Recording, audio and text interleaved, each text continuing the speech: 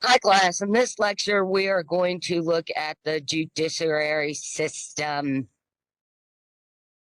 All right, so back in the beginning of the formation of the country, Alexander Hamilton considered the court system as the least dangerous branch of government because courts don't have the power to spend money and they don't control any armies. So Hamilton also believed that it was necessary for the courts to determine constitutionality, even though that is not in the Constitution. So, what does constitutionality mean?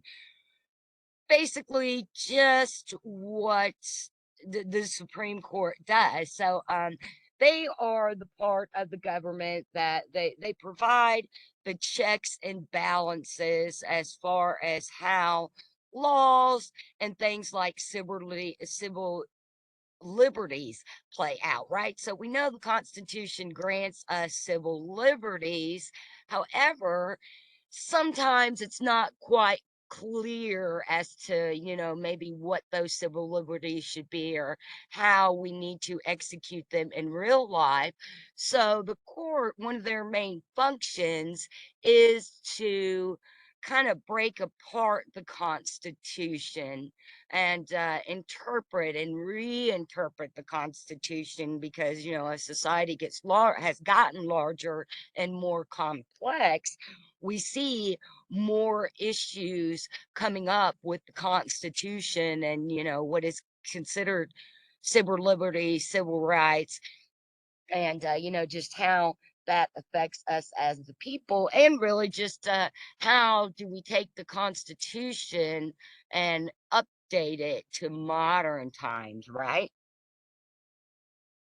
And so the Supreme Court is part of the three branches of the government, yet it's not really able to step in because, Congress can pass laws.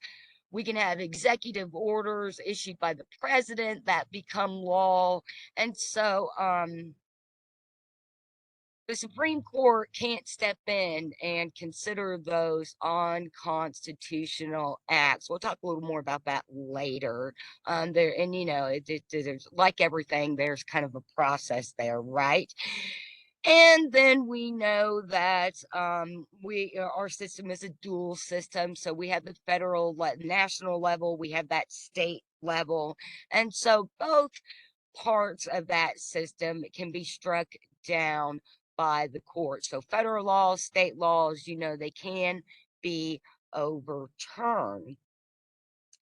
And since, as I said, since society has become more complex, and we are seeing issues arise, some because of modernity, some just because that's the evolution of societies and of us as human people, and as groups of people, there's going to be some growth. Once again, think about it in your own life. We start out as babies, we go to toddler, childhood, adolescence, and then we hit all the adult stages in life. Well, societies, government, they're no different. They're going to go through stages too. And once again, this is why I still think that our country is still very, very young in all of this because, we haven't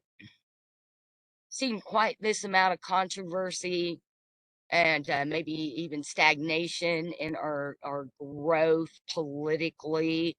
I know that's debatable. There have been, so many acts just once again, just since modern time, and even, we'll get a little closer to us since the 50s, since the end of World War II and the beginning of the Cold War, was when we really start to see the court step up, and we see a lot of things getting struck down and overturned. And now we're kind of back. Seems like we're in a period to where we have these new array of judges, and so that's causing us to question some of our old laws, see if they're outdated, and we seem to, like I said, we just hear more and more about that. So we're trying. So Congress is trying to be more cautious and more conscientious of who they get in those offices. And that was a big stink there with Trump and what Kavanaugh. So we still need to see how that's going to play out with Kavanaugh there, right? Because once again, he's still very, very young as a Supreme Court justice. I say what the Roe v. Wade overturn here is maybe the first thing that he since he has been in office that the Supreme Court has done.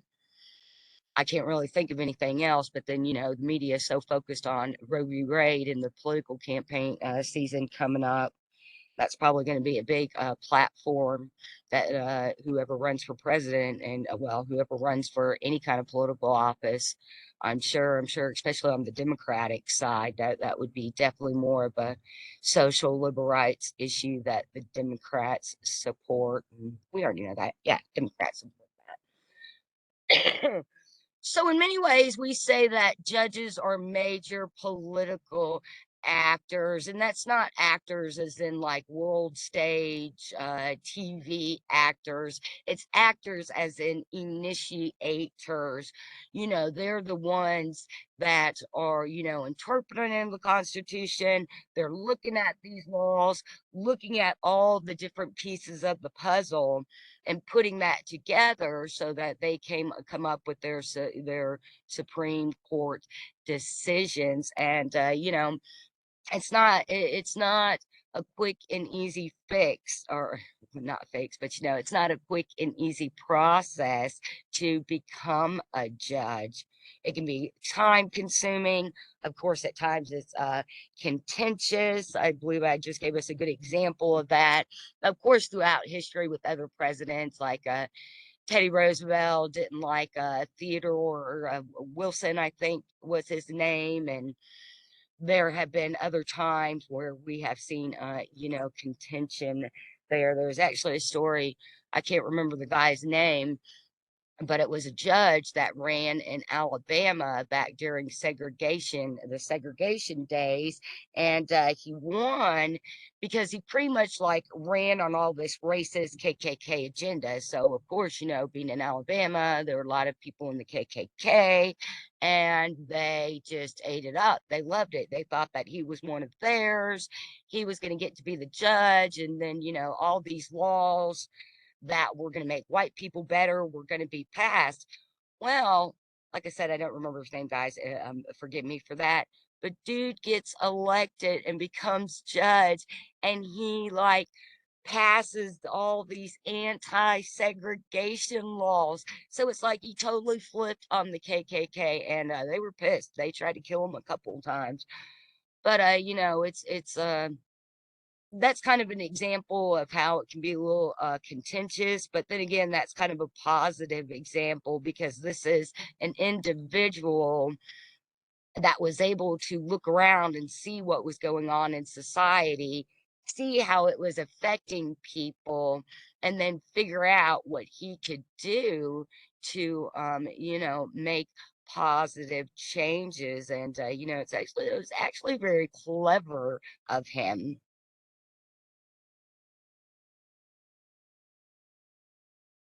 All right. And so when it comes to the judicial review process, we're talking about this idea of constitutionality, the Supreme Court, especially, but we'll just say, the judiciary system in general is interpreting, reinterpreting laws, trying to make everything fit within the bounds of the Constitution, right? Because if we step outside those bounds of the Constitution, we kind of lose the foundation of what our country stands on. And, in many ways, the Constitution does seem really outdated. I mean, you hear the political parties kind of talk about these kind of this kind of stuff too. And I agree with that. But in many ways, I look around at society today and I'm just like not really convinced that we should be the guys that tackle changing the Constitution. And, of course, the judiciary is once again, our government functions in a way that there are checks and balances. I mean, that exists down that exists up at the top levels, and that trickles all the way down to us at the bottom levels, right? And then because we are humans and we have these things called emotions, and we also have this thing called a brain. We used to be called the thinking apes, but I think that died out in like the 50s now. I'm not sure, but or maybe the 60s, but I always thought that was kind of cute. We're the thinking apes.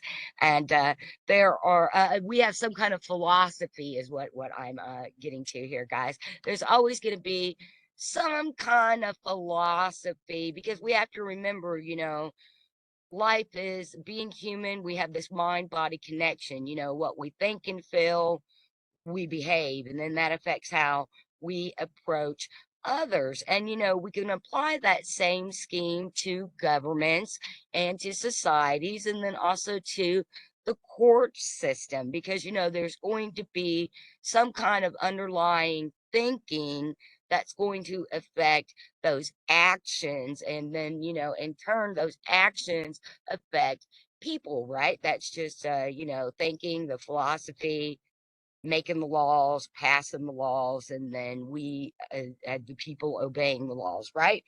So the two main judicial philosophies are the activist approach and the judicial restraint approach. And like I've already talked about a little bit, that activist approach is that idea of evolution and growth. Society is changing, it's constantly growing, it's getting more complex. We have technology that, they never, Hamilton, Franklin, all those other guys, they were smart guys and smart for their time, and they invented some stuff, especially Benjamin Franklin.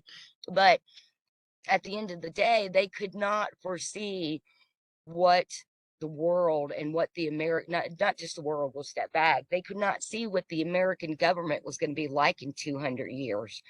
It's just like today, we've got great dystopian science fiction, zombie and post-apocalypse types of stories, and they're fun. Some of them are really fun stories, but when it comes down to it, they're just imagination type stories. They're not, like history stories that we've lived through and gone through. They're just imaginations of what could be. And so in many ways, I'm sure 200 so years ago, all the founding fathers, they had those imagination stories too, and they probably still had no clue what it was going to be like. It's like we can't.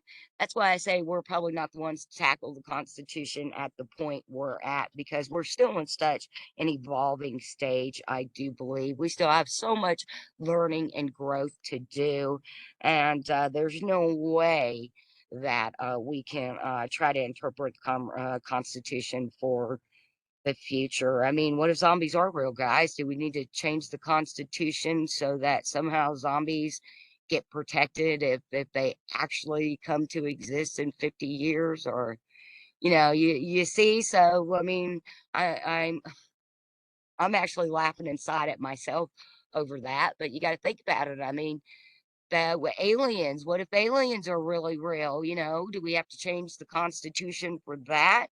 you know so basically that's what that activist approach is. Well, it's not talking about zombies and aliens, even though, oh, actually, even though, the government and who is it, like the CIA, or maybe it's just the military, maybe the military, it might be all of them, but do actually have these contingency plans, and they really do plan for everything, and they do have them for zombie attacks, and they do have them for alien invasions, and they have them for in the event there's a werewolf attack.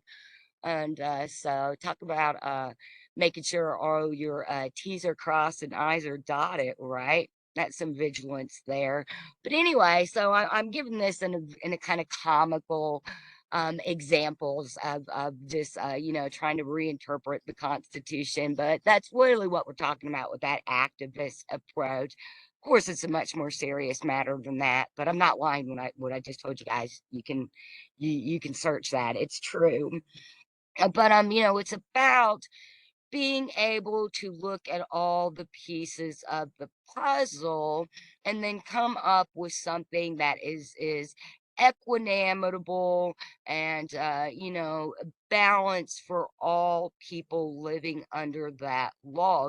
That's a problem with the law sometimes, and where federal and state governments clash, because sometimes you can't have a state making a law that's going to inhibit civil liberties for people.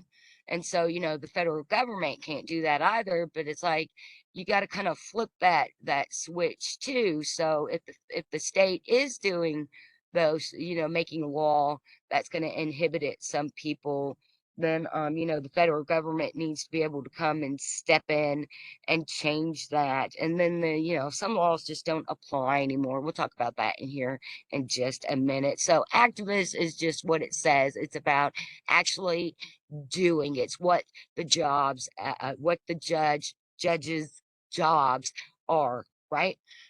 Interpreting the law, reinterpreting the law, applying modernity to all of it, and looking at all the pieces of the puzzle before they decide on a law that's just going to blanket affect all of us, right? It seems kind of weird to talk about some of this stuff, thinking about, what's going on and how Roe v. Wade, how, their determinants for considering that a blanket law. But then they really didn't. They just said, we're going to let the states have the power. And that's where the real tricky part of it's coming in, huh? And then, of course, because we need that check and balance so that no one part of our government gets too big for its britches, we also have the idea of judicial restraint. And looking at all the pieces of that puzzle, this is where judges have to, they got to stand back and take themselves out of it, because to be in that position of power, we want people that are most rational, most logical. I would argue most compassionate too. I would say Ruth Bader Ginsburg was not just a very logical, rational, and intelligent woman. I would say that she also had compassion and understanding and respect for other people. And that gets tricky because you get too much into that and you're going into the reacting on emotion side. So, once again, that's why we have to have that balance of all of it. And so, the judges in the way to help them be the most impartial is you keep them focused on that language, and that's a big part of it. It's like, look at the facts that are in front of you, and put those together in a way that makes sense. And Yeah, it makes sense, right? Hmm. So like we've already, oh, okay, so here we go. So as I was saying a few minutes ago about, how states will make laws, and then, we have federal laws that are supreme to state laws. And in the beginning of the country, this is a big issue of, how how this relationship was going to work out. So you had the state laws, and then you had the federal laws. Well, especially there in the beginning, because of slavery and because of how prevalent that was in the South, there were a lot of laws on the book. Just for one, Black people weren't allowed to vote. They were considered property. I mean, states had laws that said those kind of things.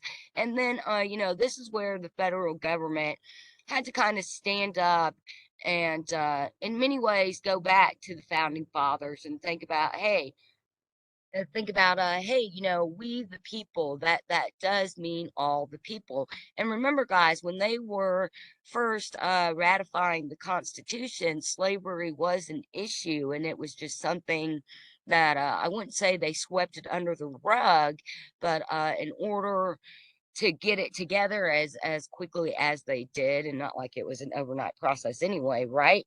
They were going to have like pretty much a good chunk of the original 13 colonies, because we didn't have the southeast like it is defined today. It was just like North Carolina, South Carolina, Georgia, and then Virginia. And Virginia is kind of on the fence, but those were the slave colonies. And if they they would have walked basically if slavery and issues of that had been put in the Constitution. So it's not, so I think it's like the story I told with the judge there in Alabama and the KKK.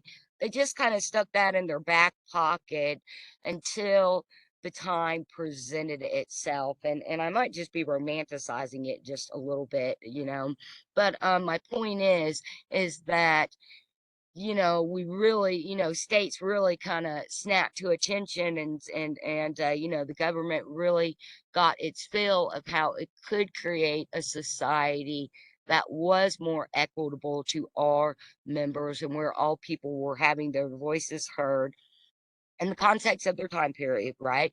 And so we see these first definitive cases that really laid that rule down. And it did have to do with helping to end slavery.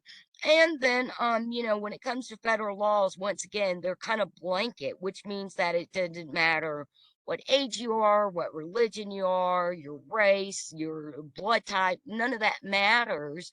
All that matters is that you are an individual entity living in this society. So that rule is going to apply to you, like it or not. So when making those federal laws, this is why the Supreme Court doesn't take a lot of cases, and why it's such an arduous process to get a law overturned, because we have to have this idea of, is that law necessary and proper? And that's once again within the context of the Constitution, as of, like I said, because it's going to be something blanket, something that affects all of us. And so just on a little side note, that idea of necessary and proper laws is really funny. If oh man, I should have thought of this, but a good research paper would be to look at how laws and state laws specifically have changed since the beginning of the 13 colony days, because there's some really wild stuff that people still have on the books, and they're just they're not relevant to today's time period, so they're just kind of seen as silly. I mean, I can't think of a specific one, but it would be something like, in Boston after 8 o'clock, you're not allowed to bring your donkey in the bar to drink with you. I mean, I've heard like, yes, just silly yard, like you're not allowed to get drunk with or get your horse drunk on Sunday, or it's like you're not allowed to take a bath, put your horse in a bathtub, and maybe that's somewhere in Ohio, I think. But there's really a lot of just funny stuff nowadays, and that especially have to do with equines back in the day, or even some like you're not allowed to carry a turkey under your arm in the streets of Virginia City, or just so much funny things like that, that it just makes me wonder. It's like, man, what was going on back in 1802 in Boston? I mean, donkeys were drinking in the bar. It's like, who drove home then, right? Whom drove who home? So I think you guys have had time to read over these landmark cases here. So I'm not going to, read those off to you. But we do have the landmark cases there of, I'll just quickly and Chief Justice Don Marshall in the case of Marbury versus Madison and McCulloch versus Maryland. And those are the cases that were like, federal law is supreme. And then in the Dred Scott case, this is this is where they're saying that African Americans were not considered citizens and they couldn't be citizens. And that the federal law, which was, part of the Missouri Compromise there, you guys remember that? It was part of the Virginia plan. And oh gosh, one of the little states. I can't remember now. My mind's going blank. Vermont or New Hampshire. It was one of those guys that they, if slavery didn't have some kind of address or how they were going to distribute the states that were slave with the ones that weren't.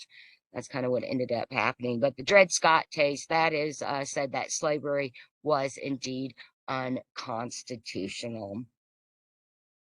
All right, so when we look at how the judiciary works in regards to the economy and political liberty, we have seen, or well, what we have what we saw historically is that really when we start, once slavery has ended, now we have these kind of new problems coming up with how businesses and individuals, but now it's more businesses, how that affects people's civil liberties because of what? Because of jobs and because of work. And so, especially at the beginning of the 19th century, we had all these immigrants coming over. There was a bunch of city planning. This is when we first start getting sanitation, sewage systems, and this is when people are working in factories 20 hours a day, 14 days a week. 2-year-olds are working in these factories. And so they're so there was a lot of work, once again, a lot of work that had to be put into managing the system, managing, the government, managing the system, and managing the people. Right. And then, of course, even though slavery had ended, we still know that, still know, yeah, appropriately, that, our country is not quite where it needs to be as far as handling things like racial and diversity issues. We've certainly come a long way since 1803, but, once again, life is a learning and growing and evolving process. And, we still have a lot of evolving to do there. So historically, when we look at a lot of the laws and, the liberties that are granted to us today, it does directly relate to, and the plight of Africans when they first came to this country, and now is, issues in the Black community. And it's not just in the Black community. A lot of the issues we see today can really affect any one of us, right?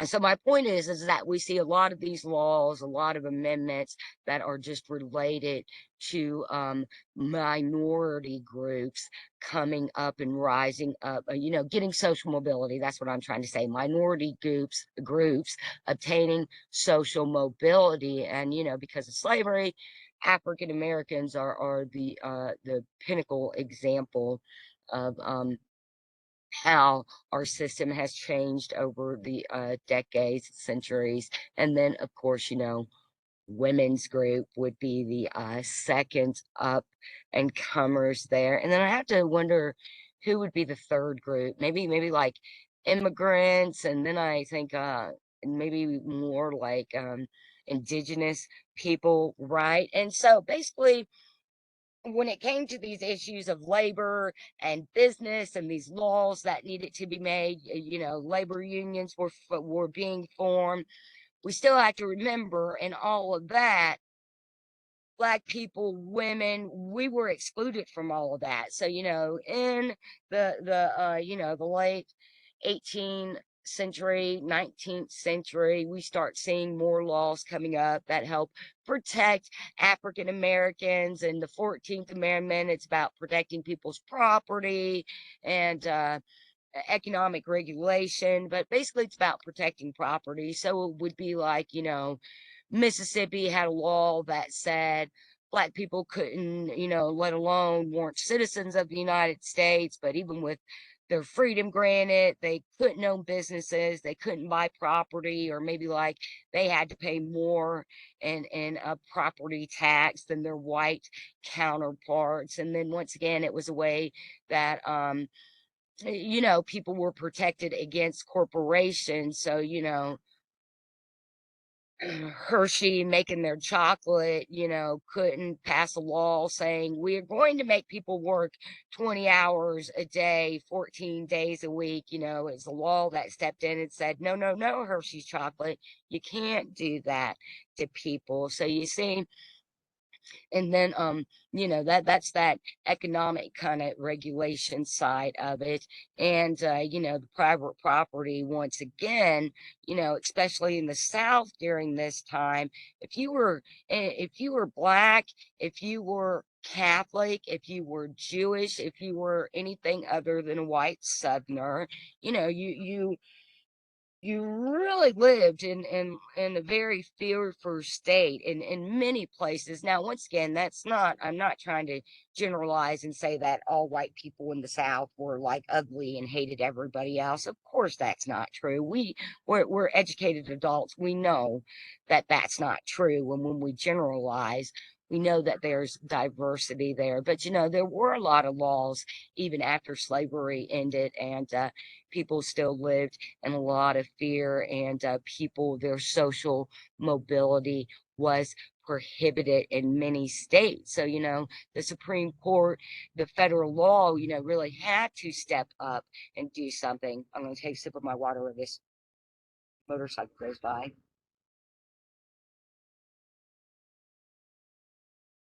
And so the 14th and 15th Amendment helped elevate and protect African Americans in the country a little more. But then again, once again, that we were still in an very evolutionary state at that time in the country. And then it's also interesting to me that FDR, you kind of think of him as like he's like the grandfather of presidents, right? His fireside chats, and he would talk to people and just seems like such a nice guy. And then you realize that for him to get, and then you hear the story of how he threatened the courts in order to make sure that his New Deal programs went through. And of course, especially on Republican political ideology, especially here in the South, because like the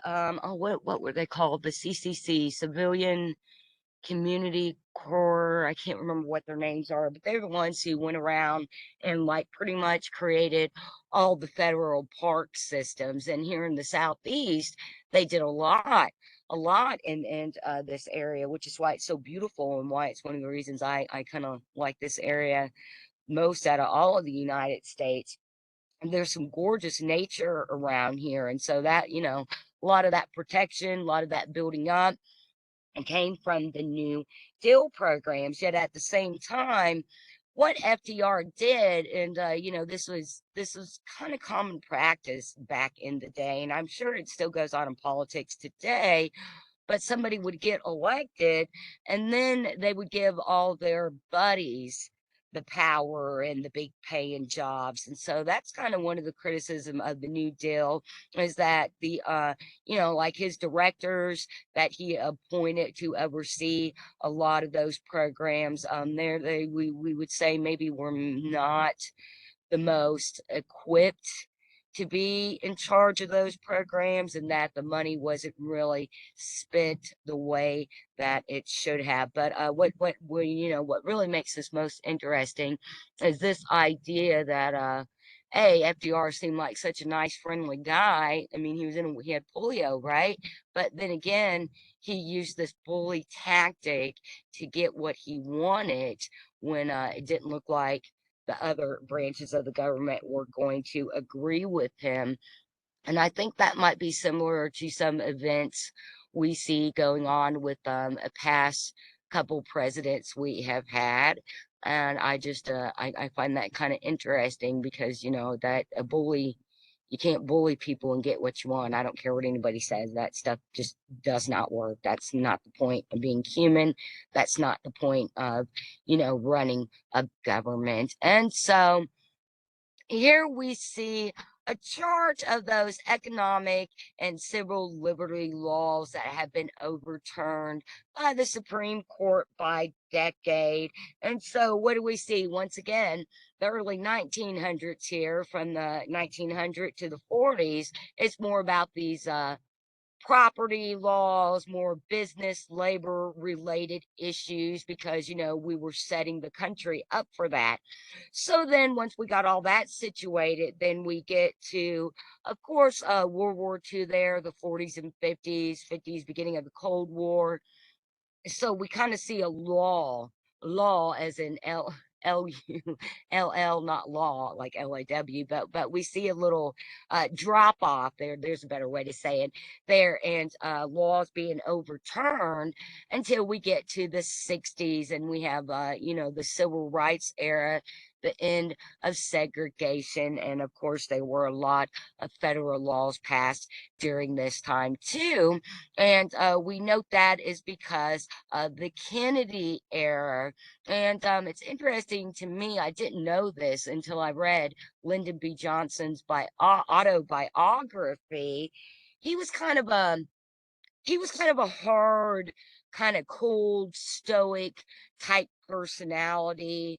And, people question why he was put with Kennedy because, JFK was this charismatic man. He kind of like Bill Clinton in the 60s, right? Maybe not. Well, I don't know. Maybe he was that bad, but just that, this really friendly, just kind of attractive man. He was one of the youngest men of the time to run for being president. He actually almost, Barry Goldwater actually almost did get him, and it would have been really interesting had Barry Goldwater won the election in 1964. We would have there would have been a huge regression as far as civil liberties go had he won, and he almost did. I did a paper on it many eons ago, and so I forget exactly what it was. I think maybe it came down to the electoral college. I think that's what it was. Maybe Goldwater had the popular vote and Kenny, or something along those lines. But anyway, LBJ, that's what I'm talking about. The reason that they paired him with JFK is because LBJ was from Texas. So, of course, he was not only versed in issues of slavery involving African Americans, he also had, this unique perspective of the Southwest because of the Hispanic populations and Native American populations. So he had always been really big into civil liberties, and just there in Texas helping the so-called minority groups obtain social mobility. So long story short, that's exactly why they paired him with Kennedy. Oh, and he also played a key role in not just getting NASA started, but making sure that NASA started there in Texas.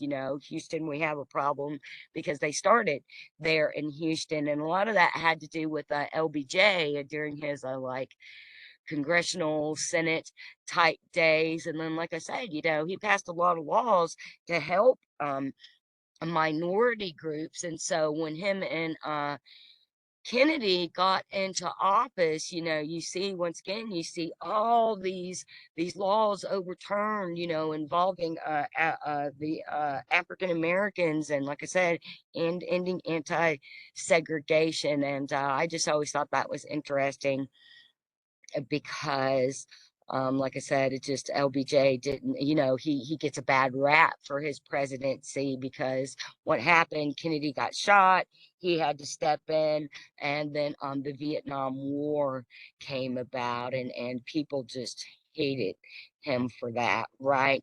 And last note, it's interesting to see how our civil liberties look like they're slowly being taken away from us as that graph creeps closer to us. And, 9/11 happened in there, and the Patriot Act got passed. And, there's a lot about civil liberties are taking getting civil liberties taken away from us that was involved in the Patriot Act.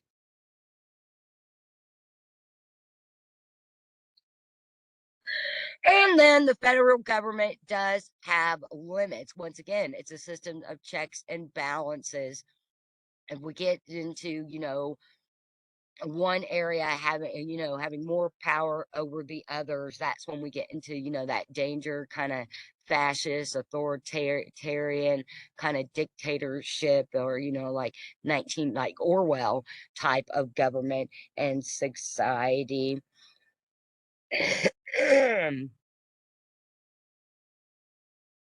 And so one of the limits here is that carrying guns near school do not have anything to do with interstate commerce, and invalidated a congressional law.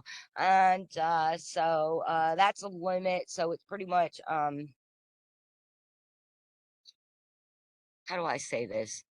Oh, it's up there. We can't see it, but that would go way at the top. It's a matter of sovereignty. So we as individuals automatically are sovereign entities because we're alive, we're living in this world, and just by that nature, nobody has ultimate power and control over us. We are our own little islands, and nobody can harm us, nobody can really tell us what to do. In many senses, that's kind of what sovereignty means. And so when it comes to the federal government and the state government, once again, there are going to be laws that are going to be blanketed, and you can't really apply them to all states. And, we'll take this back, not in a negative context, but something like that, interstate commerce. So basically, what that is saying is, even though, let's say, that guns in school are an issue, the reason this law got shot down, or the reason this law got shot down is because language, we got to interpret the language and what the Constitution says about our right to bear arms. And so it would be like an example would be, you're traveling, you're coming from a state to where, like here in Tennessee, you're allowed to conceal carry. But I don't know if this is true or not. I'm not sure what Kentucky's laws are, probably similar to Tennessee, but let's just say Kentucky has a different law. So you go up to Kentucky and you have your concealed carry gun that you're allowed to have where you live. Nobody has a problem with it. But here you find yourself in Kentucky and you're speeding through a school zone. You get pulled over by a cop. You've got a gun on you. So, that's kind of, you have a gun on you. So then, do you get these extra charges on you because, you're just a passenger, you're just driving through. That's that idea of interstate commerce. It's like when we have travel from one state to another, how do we define, how do we define what's really going on in that situation? And, they're like, well, no, because it doesn't, carrying guns really doesn't have to do with interstate commerce, because, having a gun on you in Tennessee and then going to Kentucky, it's like, no, it's oh, I'm trying to think of a amicable, polite way to say it. It's like, it doesn't have anything to do with business. If it's not a part of your business, then you can't really pass a law that says you're still not going to get a speeding ticket and maybe a illegal firearms ticket because you made the dumb choice of taking your gun with you when you probably knew you shouldn't have. Kind of that kind of thinking there, right? And then we also see with these examples of the limits between the federal government And also in the state government is that it has to do with education, health, and safety in many ways, especially safety and health. I throw in education because we were talking about schools in that first example, and that is a lot of kind of zoning issues does hinge around this idea of education because whether we're consciously aware of it or not, though that those are the three pillars of government. Government is only going to be as strong as its citizens are healthy, safe, and educated. And and so yeah, so some interesting ideas there. And then when it comes to the federal courts, we know that it is a system. So it's not just like one big court that everybody goes to, right? It has to be, because of the complexity of society, we have a court system. So we have different levels, and we just got on this slide a breakdown of those different levels. So constitutional courts, those are of course Supreme Court, they're the appellate court, they're the district courts, but district courts are the lowest federal courts. We're going to look at a map next in of the United States that breaks this down too. So I'll explain it a little bit more. You have the Court of Appeals, and then you have legislative courts. So the Court of Appeals, they're the ones that hear the appeals from the district courts. They don't have trials. They just listen to what these appeals are. And the district court, you can have trials held. And then the legislative court are for those special purposes. So here is our map of those different, oh, oops, no. Yay, there it goes. Here is the map of our US district and appellate court system there. So what we see is that they're they're they're clustered together in areas that are kind of based on regions, even though the ninth district there includes Alaska and pretty much Arizona all the way up the Pacific coast to Washington, well, up to Alaska. And then we also have Idaho and Montana. You think that that would have been put in the district there with Wyoming and Colorado because they're kind of more, they're, or maybe it's just me because they're a little more naturey looking to them and seem to have some similar ideology. But anyway, so what we see is this clustering that's kind of based on it's mostly based on geographic location because we're gonna right there, Wyoming, Colorado, Utah, New Mexico, Kansas, western, northern, and eastern Oklahoma. Those are all grouped into the TIS district because there's some kind of familiarity, some commonality keeping them together. And so we just go and we see that with each of the, what are they, 11 or 12? We have 11 or 12 districts. 11 is the last one I'm seeing. So with each of these 11 districts, oh, that's just saying, they're the process. So once you get to where you're at that level and you've made all the steps and you've gotten to your appellate court there, the 11th district. Oh no, wait. Tennessee, we're in the sixth district. Then, from there, you got to go up to the Supreme Court. You got to get up to that more of that higher federal level because then you're expanding outside of your boundary. And then last, we want to note, oh yeah, look, I didn't even realize Hawaii's over there in the ninth district too. I guess because they're all the Pacific side of the world. Hawaii, you guys, is not down off of the west southwest part of Texas, and neither is Alaska. So just note that this is, they're not accurately placed on that map, and I'm sure you're all smart enough that you realize that. But just to be on the safe side, want to make sure we're all on the same page. And last, it's also our kind of commonwealths, Puerto Rico,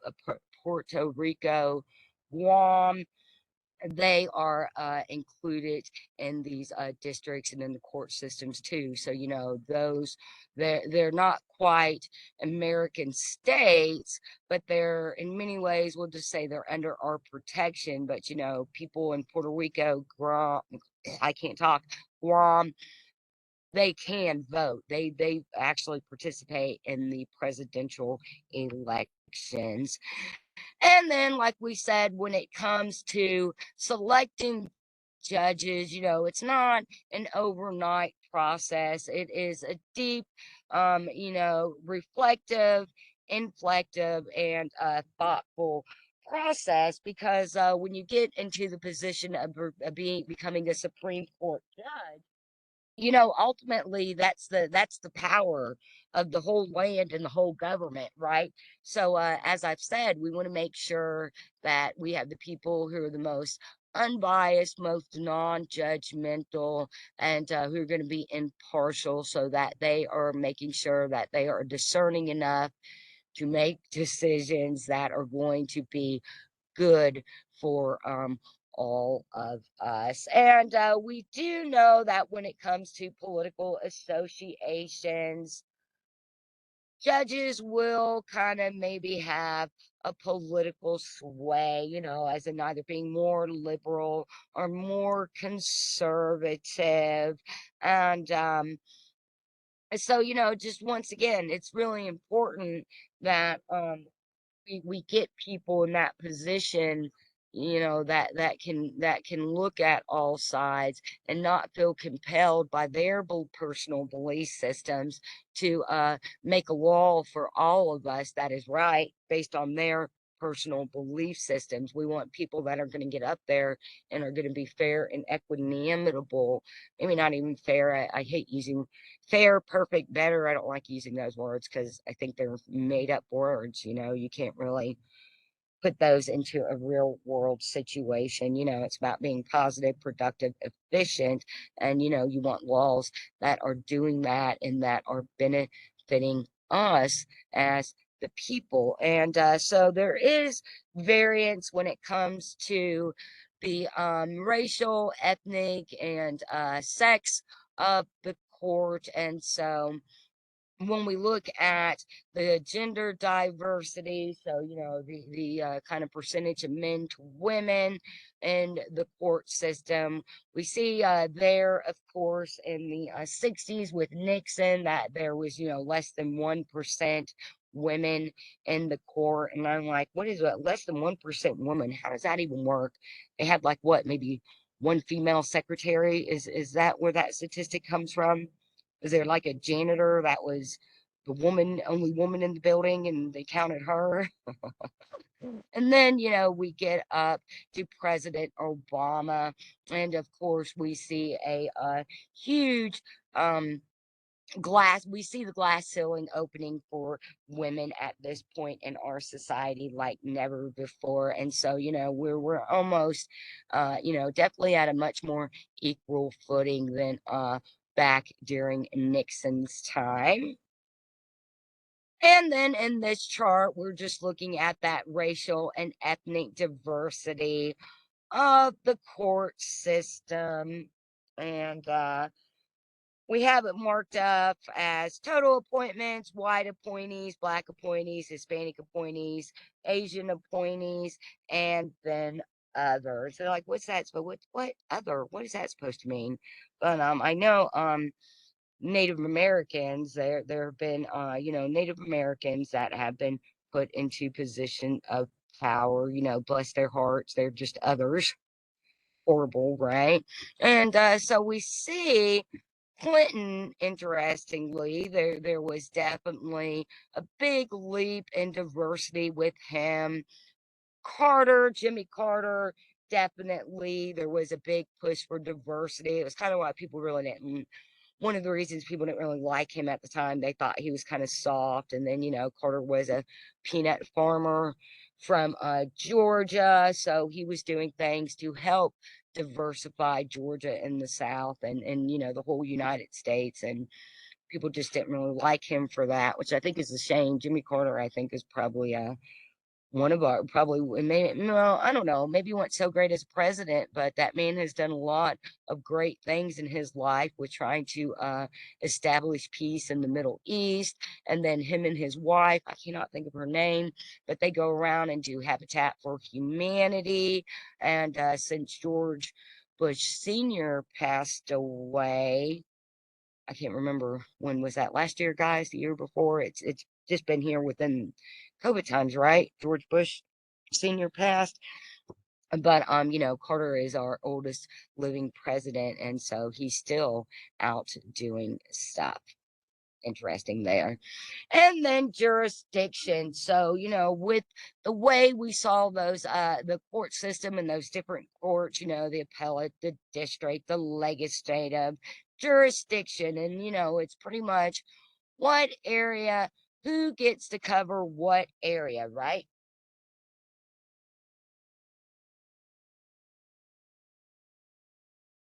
And who gets to hear what kind of cases, what is the diversity of those cases. And then we have this thing called writ of, oh, these are Latin words, I'm probably not going to say that right. It's right of certiorari or something Latin like that. And that's when the higher court gets the lower court to send a case up to review.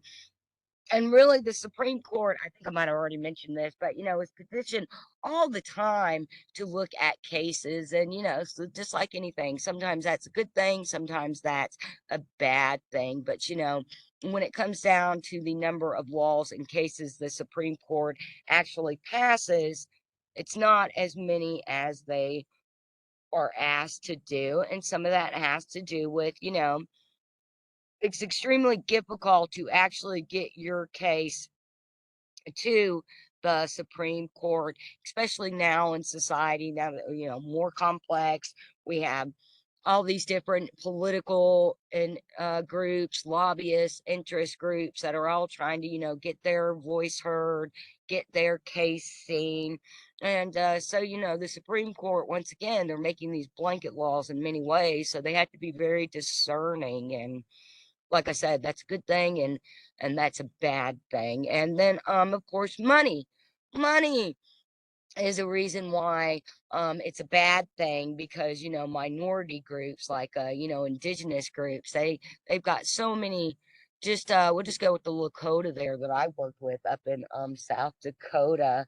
One of the ladies, her name was Charmaine Whiteface, and she did work to help. She was trying to um get these, like, there are all these like abandoned uranium mines, which is basically like nuclear particles. Uranium is nuclear, is radioactive. And so there's all these cases of people getting cancer around these mines. And there are cases of it tainting the beef that we eat, because that those are Kansas, Colorado, out there on the plain states. That's where a lot of our beef cattle comes from. And then the Dakotas, that area. And so that's where it's a bad thing, because in order to get some of their cases heard at the Supreme Court, they're just kind of blocked. And for many reasons, but of course, money has a good plays a huge role in that.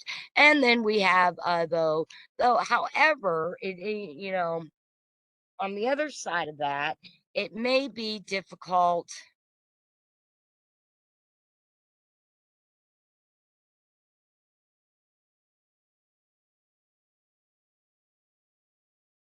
Damn it.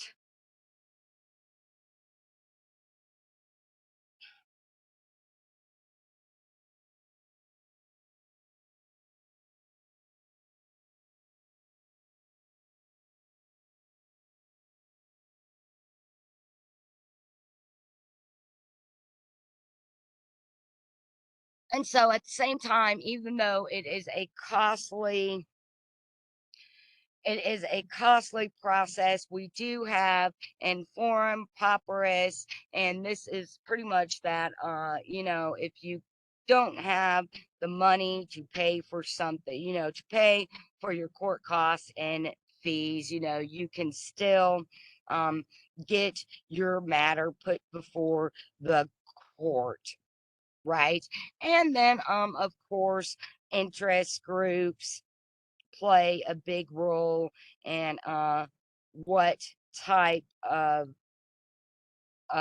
court cases get passed and what don't. And a lot of those interest groups we've seen, especially civil liberties, the American Civil Liberties Union, NAACP, have been instrumental in getting cases overturned, getting laws overturned, and also mobilizing individuals and lobbyists in order to facilitate the funding and go through the process to get those cases to the Supreme Court. And then, of course, those cases, we say they must have some kind of standing. And go back, think about that necessary and proper cause. They must have some kind of substance, some kind of feasibility, like real world application. You got to just the facts, ma'am. You got to have the facts for a case to be heard. And then, of course, we as citizens, probably the judicial system is the one that has the greatest impact in our life. And even as citizens, they have gone against the Supreme Court and gotten laws overturned. Some of those, like labor laws and kind of how women were treated and paid in the 70s. I'm forgetting the lady's name, but there was a Norma Jean. It seems like they were all Norma Jean in the 70s, huh? But Norma Jean something really huge case. She took on, the company with, like I said, labor laws and got it passed through the Supreme Court. And then, of course, we also have this thing called fee shifting, to where the plaintiff, that's the person that is suing, initiates the lawsuit. You have the defendant. They're the ones that have to defend themselves. They're the ones that have to, provide the facts that prove that the plaintiff is ultimately not telling the truth, right? And so fee shifting is when the plaintiff can pass, well, I mean, yeah, those costs get passed on to the other person, basically, is what I'm trying to say. And then when it comes to the Supreme Court in action, remember, they're not just reinterpreting the Constitution. They are doing that, and it's based on the idea of language. So just some key legal terms here. So brief, that is the actual lawsuit. That's the document that is going to turn into the lawsuit. And so you have amicus curiae, and those briefs that are the argument by interested observer or group, friend of the court type briefs. And then the per curiam opinion, that's an unsigned court opinion. So concurring opinion, that's when you have more than one judge agreeing. Dissenting opinion, of course, that's when you have someone disagreeing. You have a court opinion pronouncement. And of course, courts are where controversies are ultimately settled. Cases then, in order to settle them, they are deliberated by the justices behind closed doors, and there has to be some type of majority consensus, right? And so we know, as we keep talking, that, these laws are, policy, are what backs the reinterpretation of the laws. or the Constitution. Judges can also influence some policies, just not in those reinterpretations, but in those opinions that they make. So those remedies that they impose. And we have seen many federal laws declared unconstitutional. And so the court can change its mind about previous rulings, or, at the end of the day, that they could say, no, that law was good. It's called that stare decisis. I don't know how you say that in Latin, but that's where the previous decision stands. So, basically the law doesn't get changed. And then when it comes to the idea of political question, that's where kind of the courts leave it up to the executive and legislative branch. And, at the end of the day, as we said, the Supreme Court decisions are the law of the land. And regardless, when the Supreme Court makes a decision, it affects all of us. So we have to have some kind of checks put in place on the judicial powers, the powers that they have. And so, as we know, they can't enforce decisions. They can't really step in when Congress and the president pass executive legislator. They can be increased. Congress can kind of change around the makeup, kind of the structuring of the courts. New amendments may be proposed or ratified to overturn decisions, which means, somebody can make an amendment that says what the judges can and cannot do. That's just a fancy way of saying that. And of course, laws can be rewritten, and then the courts can be restricted as far as their jurisdiction goes. All right. And then, like I said, so in order to get into the judicial system and be one of those people in a place of power, especially at the Supreme Court level, you have to, once again, you can't let your personal beliefs, your personal emotions affect the laws that you are making for all of us. But at the same time, you have to be aware of all parts of the issue. You have to be sensitive to what the public thinks and what the political elites think. And you have to be aware of history, and you pretty have to be a pretty smart, discerning person to get to that level, right? And we know, just like since it's not a freestanding branch of the government, we know that changes in one can have effects on the other. And when it comes to the Supreme Court, public opinion can fluctuate. And, court activism, we say, has to do with an increase in size and scope of the government. And we've already said that. So, as and really, as the system gets more complex, you see more issues coming up. And then, public opinion is also going to change too. And so this is just a graph here showing us public approval of the Supreme Court's performance from 2000 to 2019. And it seems like, oh, I would say overall, up until probably about 2013, we see kind of a stasis there in approval and disapproval. We see actually, I mean to say, high approval ratings there. And then we start seeing this kind of fluctuating and approval ratings kind of going down. And it'll really be interesting to see here in a few years what is how their approval rating has changed. So, all right, class. that ends our discussion on the judicial system. I cannot believe that we are in week 6 and almost finished with class. Um, I hope that you guys are all diligently working on your research papers. If you need any help with that, do not hesitate to reach out to me. Make sure you're getting in your discussions 2 days a week, or 2 posts, including APA. And guys, reach out to me for anything. I appreciate all of you. You guys rock. Thanks.